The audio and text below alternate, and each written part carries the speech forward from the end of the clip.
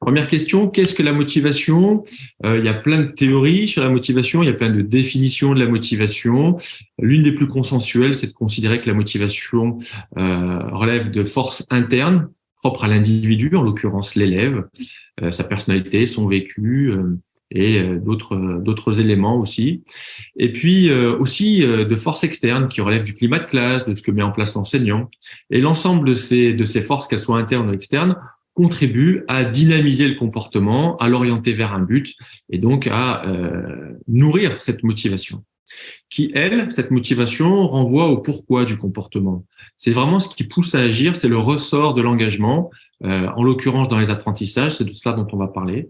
Et en aucun cas, cette motivation peut être considérée comme une prédisposition naturelle ou un don. Il n'y a pas de gène de la motivation.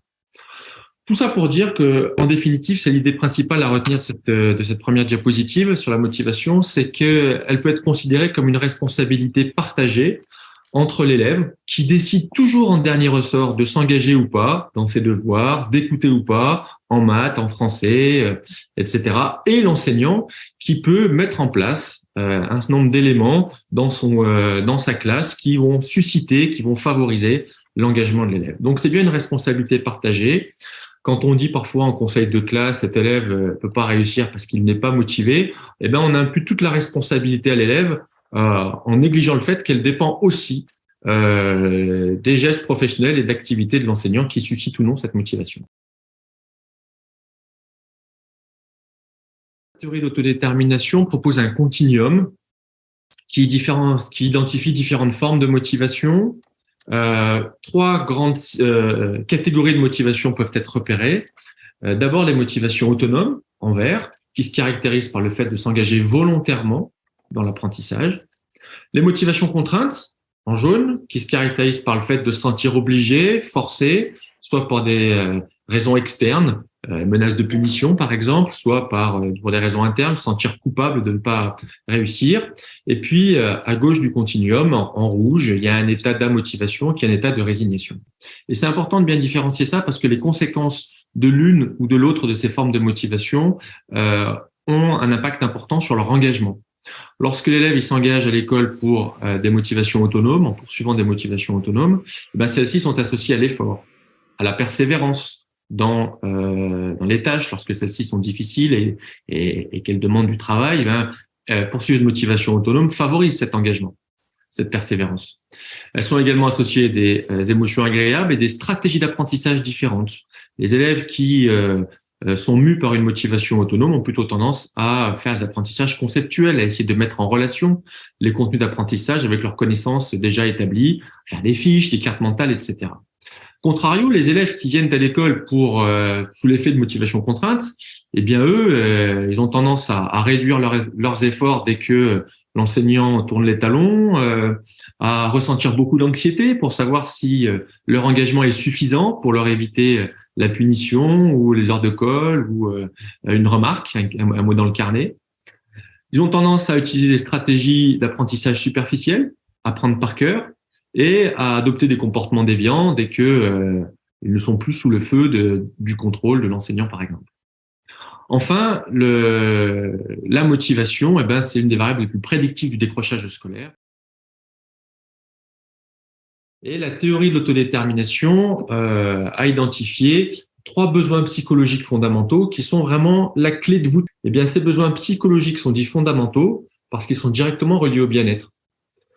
Donc, il y a 3 besoins qui sont identifiés dans la théorie de l'autodétermination. Besoin de compétence, de proximité sociale et d'autonomie. Le besoin de compétence, c'est pour se sentir bien dans un environnement, par exemple l'école ou le collège, il est nécessaire de se sentir capable de faire les tâches scolaires, d'apprendre les contenus qui sont proposés, de faire ses devoirs, etc. Donc, le sentiment de compétence, c'est le premier ingrédient, c'est le premier besoin psychologique fondamental, non seulement pour se sentir dans l'état de bien-être au collège, mais aussi pour se sentir motivé à s'engager dans ces apprentissages-là. Ce besoin est nécessaire, mais pas suffisant.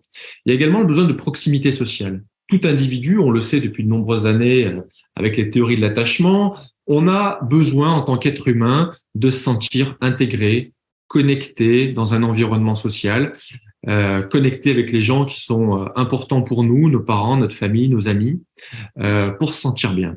On peut très bien se sentir compétent dans une classe, sentir capable de répondre à la question du prof de français, du prof de sciences, etc.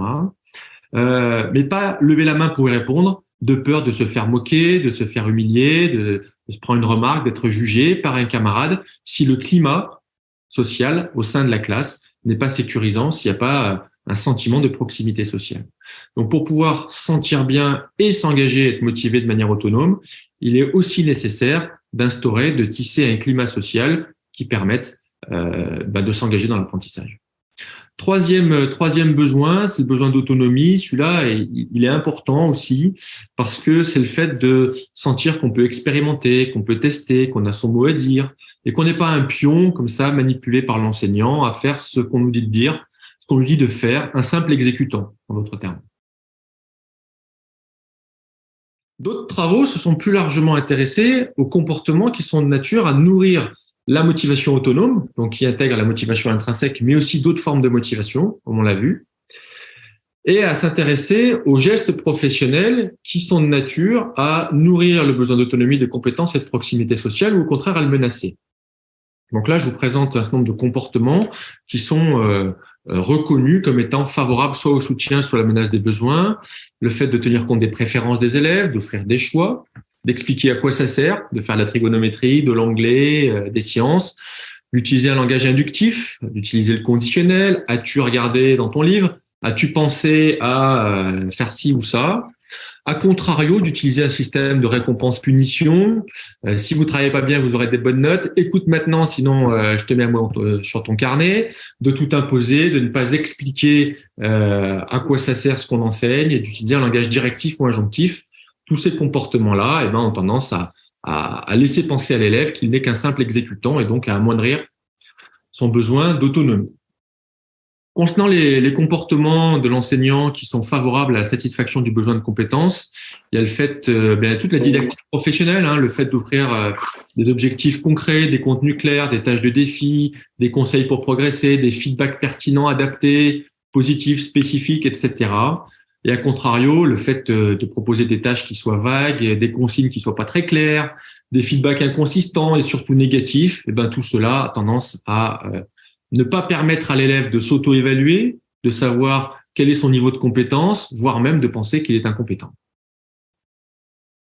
Enfin, pour terminer, quels sont les comportements qui favorisent le sentiment de proximité sociale? C'est le fait d'investir du temps, de l'énergie, d'exprimer son affection, de porter sur les élèves un regard inconditionnel, c'est-à-dire de ne pas uniquement s'intéresser aux meilleurs ou à ceux qui travaillent et qui correspondent aux attentes de l'enseignant, mais d'être inclusif avec tous les élèves, quelles que soient leurs difficultés, et surtout de leur donner la possibilité d'exprimer librement leurs sentiments, leurs émotions, d'ennui, de frustration.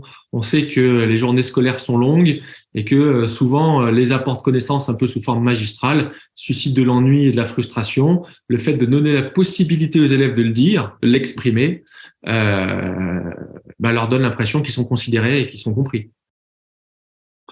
A contrario, le fait d'être froid, distant, de manifester du rejet, de piquer l'ego, d'avoir des chouchous, porter un regard conditionnel, tout ça sont autant d'éléments qui envoient le message à l'élève que l'enseignant ne les aime pas et tente à menacer ou à frustrer leur besoin de proximité sociale.